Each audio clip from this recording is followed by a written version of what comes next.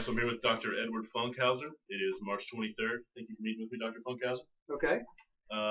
Just want to ask you a few questions related to your work with the NC State football team in terms of sports media. So why did you originally get involved in the sports media field? Well, I was the band announcer from about 1980 up through 1999, and over the years I increasingly did more announcing at halftime and pregame. And then in 1999 I was asked to do the entire football game, except for the band announcing, where there's a separate person who does the announcer with the band, and I did it. And I've been the public address announcer at Carter Finley Stadium for football games since 1999. So I started slowly doing other smaller jobs for a time, and finally took this job. Okay.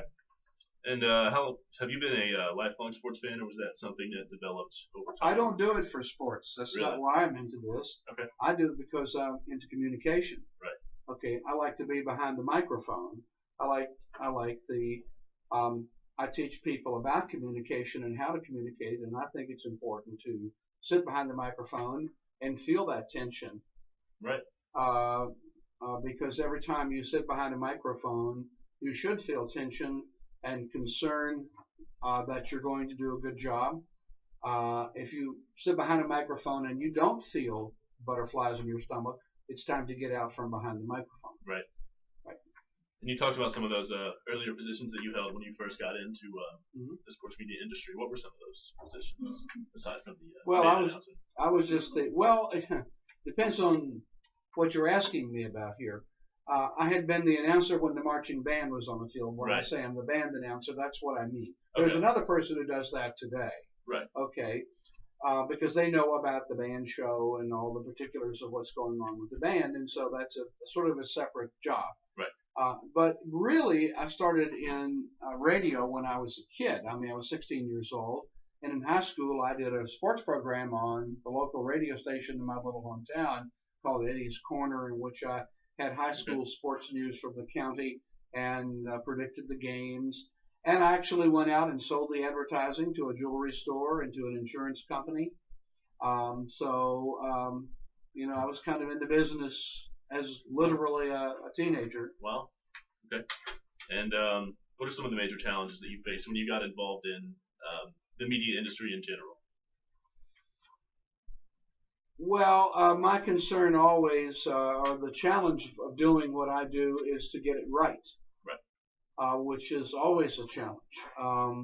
Of understanding who the players are, knowing who they are, and getting their numbers right and their names right, and the pronunciation of their names, being able to pronounce their names correctly. Absolutely.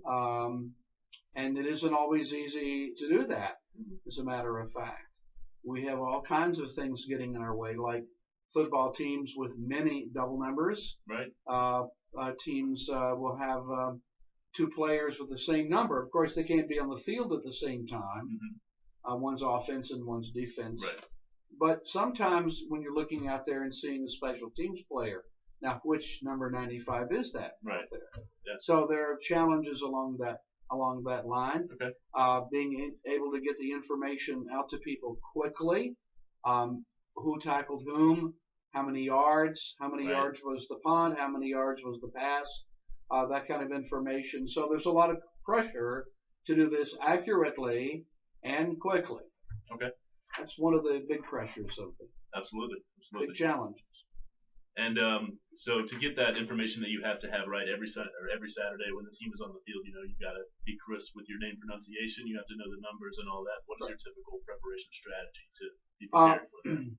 Well, basically, I might look over the roster of the visiting team. Of course, I have to look over the roster of our team early in the season. But once I'm familiar with that, every game I have to look over the roster of the visiting team, just eyeball it, okay? Not necessarily memorize.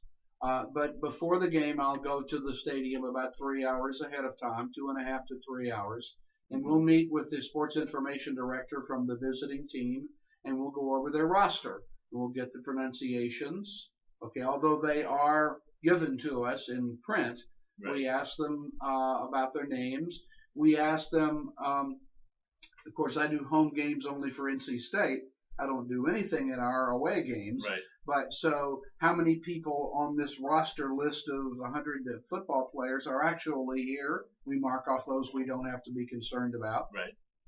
Are there double numbers on your team? Mm-hmm. Okay. And who are we likely to see and call the names of frequently? Okay. So we have a conversation, sort of a conference with the visiting team sports information director, and that is most helpful. Okay. Now remember that something that maybe you didn't realize, that a football game actually out there is